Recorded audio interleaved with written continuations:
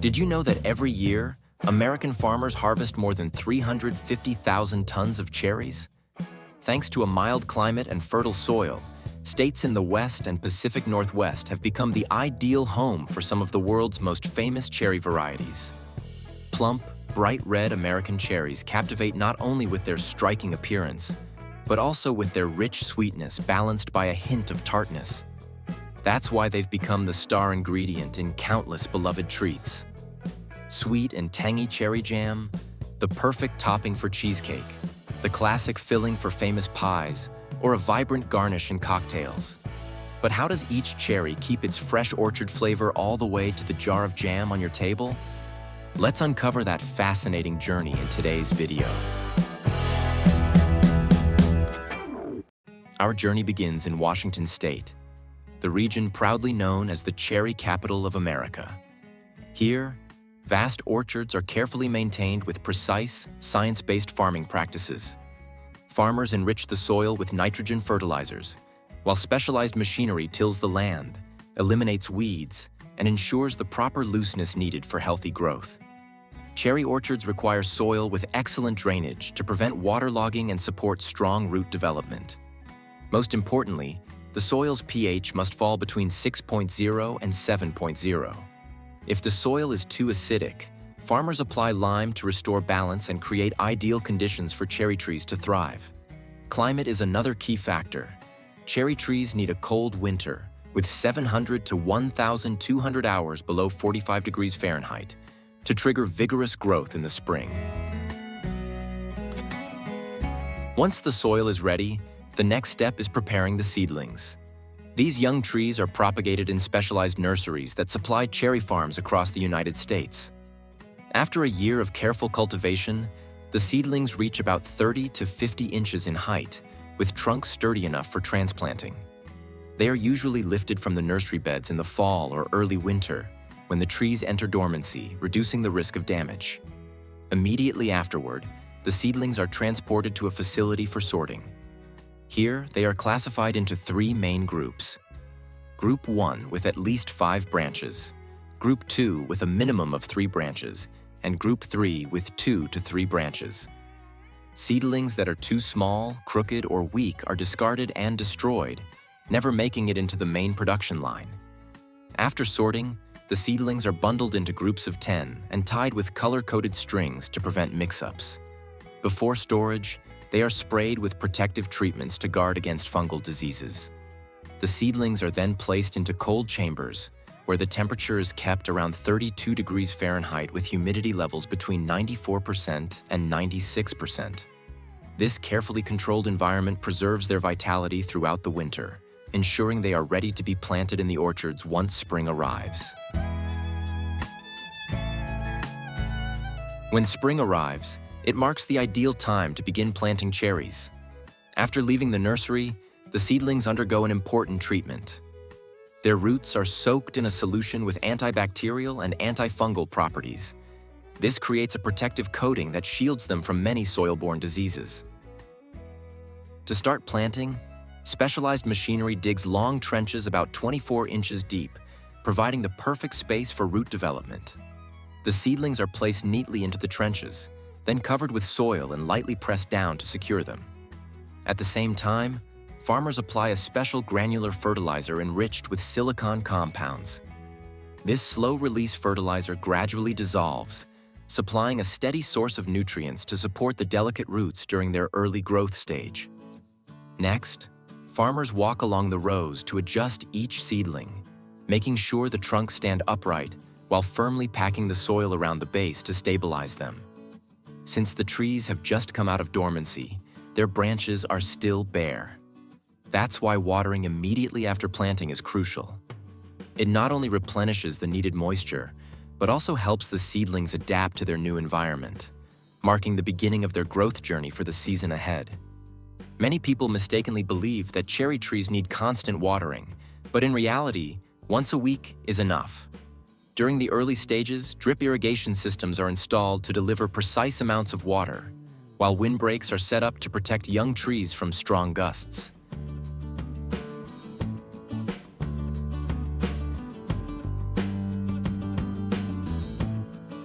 After the first year, cherry trees begin to grow vigorously and need pruning to shape their structure. Winter is the ideal time for this task, as the trees are dormant. Farmers carefully remove branches that cross, rub against each other, or grow inward instead of outward. Without pruning, cherry trees can reach up to 20 feet tall, making them difficult to manage and harvest. A few months later, when new branches appear, pruning is done again. The goal is to keep the tree to about 12 main branches, while even cutting back some of the stronger ones to encourage the canopy to stay low. This way, the fruit remains concentrated below a height of 7 feet, making harvesting much easier. The golden rule is never to cut more than 20% of the total branches. If too much is removed, the tree will expend most of its energy regrowing branches and leaves instead of focusing on blossoms and fruit. By the third year, the trees are taller and their foliage much denser. At this stage, hand pruning is no longer practical. To keep up with the growth and reach higher branches, farmers turn to specialized pruning machines. By the 5th year, the trees enter their stable fruit-bearing stage. Every early spring, as the weather warms and the trees awaken from dormancy, pure white cherry blossoms burst open all at once, blanketing the orchards in a breathtaking display. But for these blossoms to turn into sweet fruit, bees play a crucial role. Like many other fruit crops, without bees, there would be no cherries. While native bees in the orchards do contribute to pollination, their numbers aren't nearly enough to meet commercial needs. That's why farms bring in an average of 3 hives per acre. These hives are placed in the orchards just before peak bloom and moved out once the petals fall. Thanks to the support of migratory beekeepers, pollination is carried out efficiently, ensuring a successful cherry season. Once the blossoms are pollinated and the petals fall, young cherries begin to form. At this stage, managing the number of fruits on each tree is essential to ensure the tree can handle the weight and continue developing properly. This prevents branches from breaking under pressure and helps maintain both tree health and fruit quality. Cherries typically take about 45 to 90 days from the time they first start turning red until they are fully ripe, depending on the variety and weather conditions. Cherries are notoriously difficult to grow, and the farmer's biggest enemy is rain. Just one poorly timed shower can cause the fruit to split, either from water collecting on the surface or from the tree absorbing too much water too quickly. To fight this, growers go to great lengths to keep their orchards dry, sometimes even flying helicopters overhead to blow rainwater off the fruit. Still, when heavy rains linger, losses are inevitable. Just last year alone, 30 to 40 tons of cherries were ruined and had to be fed to cattle. Fortunately, the cows seemed more than excited about this unexpected protein-rich treat.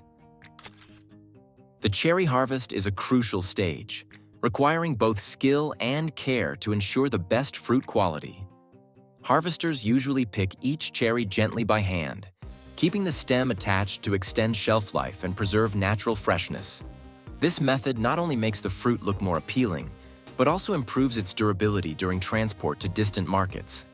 During harvest, it's especially important to avoid dropping or bruising the fruit, since even the smallest scratch or damage can significantly lower its market value. Hand-picked cherries are typically the first of the season and are often packed whole for the fresh fruit market. Once peak season arrives, however, the sheer volume of ripe cherries makes hand-picking impractical. At this point, specialized harvesting machines become the most efficient solution.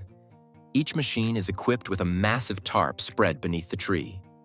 A mechanical arm grips the trunk and shakes it vigorously. Instantly, the ripe cherries rain down onto the tarp, leaving behind only bare stems clinging to the branches. When the harvest is complete, the tarp automatically folds up and moves on to the next tree. Meanwhile, the cherries are funneled onto conveyors and into large bins filled with water, preventing the fruit from bruising under its own weight. Still, this method results in cherries without stems and a higher risk of damage compared to hand-picking. Because of this, mechanically harvested cherries are mainly destined for processing into products like jams or juices. Immediately afterward, farm workers quickly gather the brimming bins of fresh cherries, readying them for the next step of their journey: the trip to the processing plant.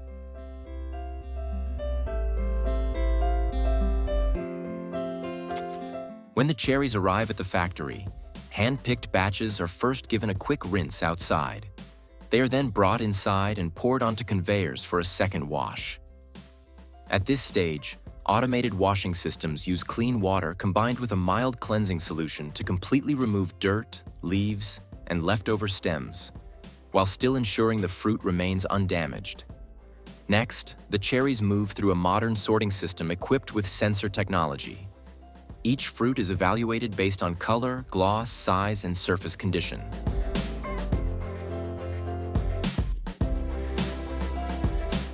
Throughout this process, a steady stream of water keeps the cherries moving gently, minimizing collisions or friction with the conveyors, common causes of bruising and soft spots. Finally, workers perform a manual inspection to remove any cherries that don't meet quality standards. Those that pass are packed into cartons or specially designed packaging that helps preserve freshness for longer and provides maximum protection during storage and transport to consumers.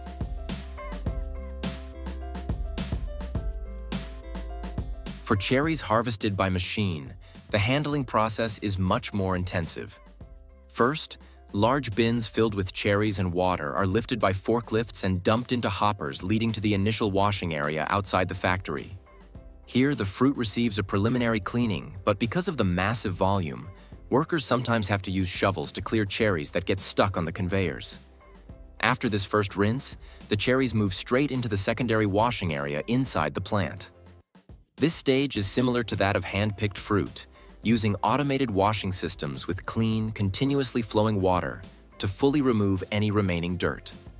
From there, the cherries pass through a modern mechanical sorting system.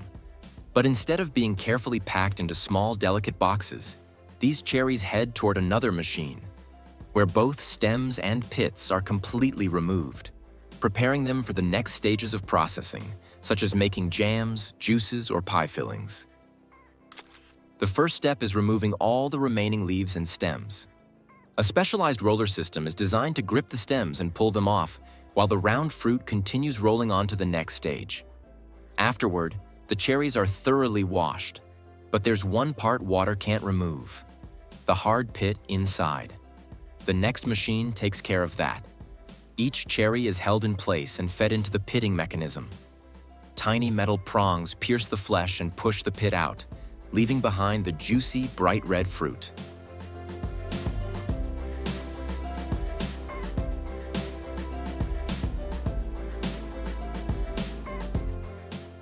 Workers then perform a manual check, removing any cherries that weren't completely pitted. If the process stops here, the final product is fresh, pit-free cherries packed in convenient cans, ready to be used in desserts, pastries, or fruit salads. Now the cherries are ready to be turned into jam. It's no surprise that jam contains a lot of sugar, but the actual amount might shock you. For every pound of cherries, you need about a pound of sugar. Everything is poured into giant copper kettles to begin cooking. The next ingredient is pectin, a thickening agent that gives the mixture its jelly-like texture, creating the familiar consistency of jam. Pectin is combined with lemon juice, and the mixture is cooked further until it thickens even more. After about 15 minutes, a sample is taken to check sugar levels and consistency, ensuring it meets standards before moving on to the filling stage. The steaming hot jam flows down to the filling line through a large funnel. Rows of freshly washed glass jars move steadily beneath the spouts, each one filled with a precise amount before immediately passing to the capping machine. Here, a burst of hot steam is blown in just before the jars are rapidly cooled. This sudden change in temperature creates a vacuum seal, locking the lids tightly in place and ensuring the jam stays fresh for up to 2 years unopened. Any sticky residue on the outside of the jars is washed off, and each jar is finished with a traditional label. And just like that, from orchards to factory, cherry jam is finally ready to appear on your breakfast toast, capturing the flavor of the season to be enjoyed all year round.